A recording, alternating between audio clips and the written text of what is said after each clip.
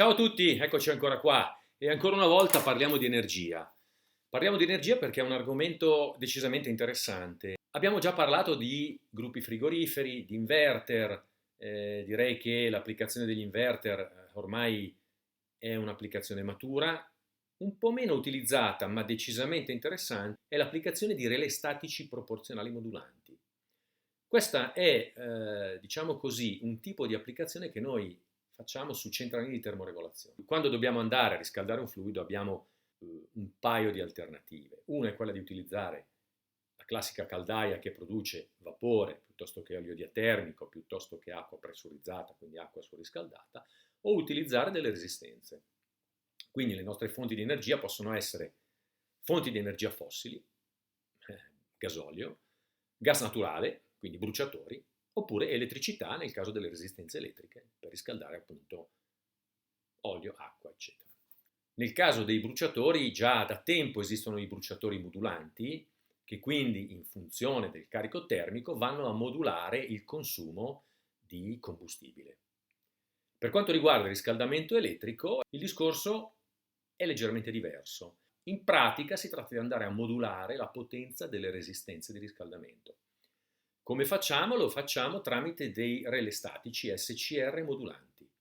In questo caso andando a impiegare un sistema di termoregolazione PID, quindi con un controllo a banda proporzionale modulante, possiamo andare a richiedere alle resistenze l'effettiva potenza che serve in quel momento per raggiungere il set point o per mantenere la temperatura di un processo industriale. Il risparmio di energia è estremamente interessante. Perché? Solitamente quando si progettano queste macchine si tende a progettare la macchina per la massima potenza, ovvero io devo fare un riscaldamento di una massa all'interno, ad esempio, di un reattore farmaceutico, cosa calcolo? In quanto tempo devo riscaldarlo, da quale temperatura devo partire, a quale temperatura devo arrivare, mi viene fuori un carico termico, ci aggiungo il fatto che devo riscaldare il reattore, un po' di dispersioni, eccetera, eccetera, e raggiungo la potenza necessaria per fare quel lavoro. Quella è la potenza della mia macchina. Ok, ma quando raggiungo poi il punto di lavoro, ovvero quando il mio prodotto ha raggiunto il set point, la potenza richiesta non è più quella, è molto meno, perché alla fine si tratta di un lavoro di mantenimento. In pratica cosa devo fare? Se la mia reazione, se il mio prodotto ha delle dispersioni o richiede un apporto di energia o la coibentazione evidentemente dà delle dispersioni, devo fornire un po' di energia, sì, ma probabilmente un decimo della potenza iniziale, un terzo, un quinto. Come faccio a modularla?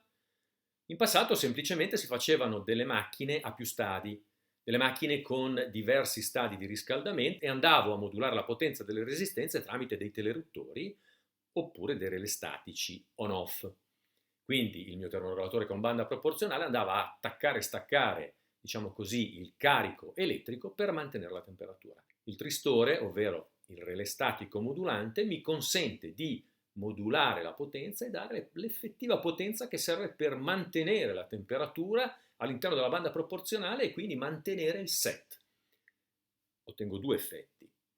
Il primo effetto evidente è quello che risparmio energia, chiaro. Il secondo effetto è quello che ottengo una regolazione della temperatura molto fine, una regolazione della temperatura notevolmente più raffinata.